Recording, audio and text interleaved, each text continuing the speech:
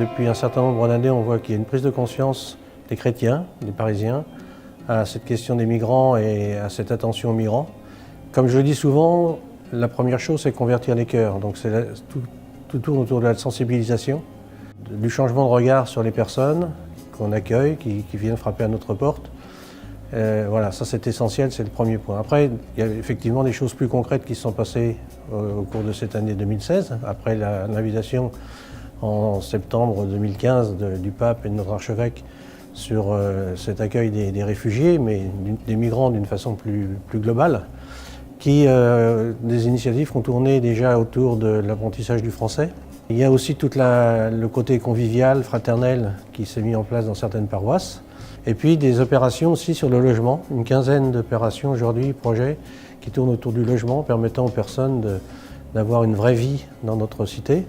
Et là, des initiatives généreuses d'une part, et puis constructives d'autre part, dans le sens de l'humain, dans le sens de la fraternité, je le dis encore, qui sont tout à fait significatives aujourd'hui.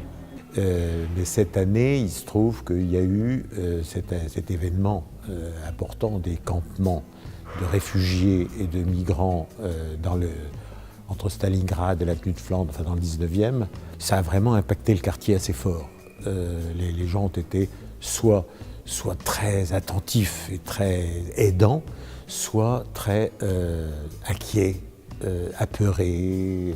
D'où l'idée de travailler à partir d'une exposition réalisée par l'ACAT, l'Action des chrétiens pour l'abolition de la torture, pour faire connaître le problème des Érythréens. C'est des gens qui viennent après un parcours invraisemblable de fuite de leur pays, d'exil de leur pays devant la violence de leur pays. Et puis la paroisse a un autre projet, mais qui est beaucoup plus lourd et beaucoup plus important et à plus long terme, qui est de créer un système de récupération de vivres dans les grandes surfaces du quartier pour les stocker et les redistribuer aux associations qui, à Stalingrad ou dans le coin de Stalingrad, s'occupent de nourrir et d'assister les migrants. Il est vrai que voilà, on ne peut pas accueillir toutes ces personnes, on ne peut pas vraiment résoudre le problème de fond en comble, mais ne serait-ce que sensibiliser les uns les autres pour voilà, avoir un regard positif, un regard d'amour sur ces personnes. Je pense qu'avec ce regard, nous pouvons, voilà, dans les réflexions, dans les méditations que nous pouvons faire, trouver des solutions et apporter ne serait-ce que notre part de soutien à ces personnes.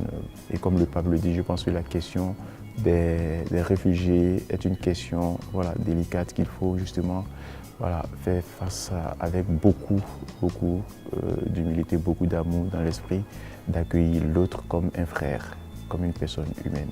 Il y a un dossier d'animation qui a été fait par la pastorale des migrants au niveau de l'épiscopat français.